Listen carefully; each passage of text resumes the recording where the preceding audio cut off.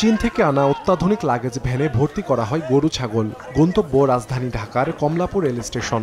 সেখান থেকে পশুগুলো যাবে বিভিন্ন কোরবানির পশুর হাটে।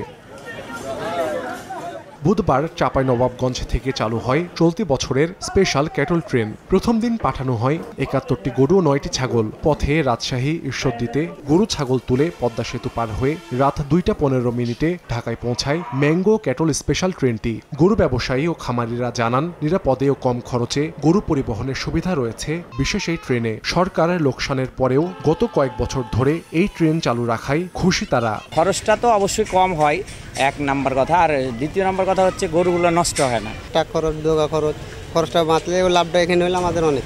সামনে থেকে আরো একটু আগিয়ে হলে আমার সুবিধা হয়। ম্যাঙ্গো ক্যাটল স্পেশাল ট্রেনে প্রতি ওয়াগনের ভাড়া ধরা হয়েছে ১৫,৪৭০ টাকা। এতে গরু প্রতি খরচ হবে ৭৭৩ টাকা। প্রতিটি ছাগলে খরচ হবে ৩৮৬ টাকা। এছাড়াও চাঁপাইনবাবগঞ্জ থেকে প্রতি কেজি ১ টাকা ৪৭ পয়সা খরচে আম পরিবহন করছে বিশেষ এই ট্রেন। ওয়ালটন ফ্রিজ কিনে অনেকের মতো আপনিও হয়ে যেতে পারেন মিলেনিয়াল।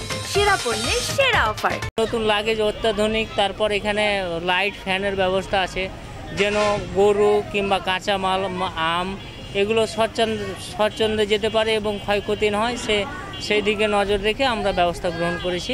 এদিকে জামালপুরের ইসলামপুর বাজার স্টেশন থেকে ছেড়ে যায় প্রথম ক্যাটল স্পেশাল ট্রেন। এতে প্রতিটি গরু পরিবহনে খরচ পড়ছে ৫০০ টাকা। ২৫টি ওয়াগনে ৪০০ গরু নিয়ে ঢাকায় আসে প্রথম ট্রেন। রেলে গেলে কোনো ভয় নাই, নিশ্চিন্তে যাওয়া যায়, কোনো চাঁদাবাজি নাই। তাকে যানজট ওই জন্য ট্রেনে গেলে সুবিধা হয়, গরু আরামে যায়। জামালপুর থেকে ঢাকা পর্যন্ত প্রতিটি ওয়াগনের ভাড়া নির্ধারণ করা হয়েছে ৮,০০০ টাকা। প্রতিটি ওয়াগনে নেওয়া যাবে ১৬টি গরু। সাহাল আব্দুল লালভি, সময় সংবাদ।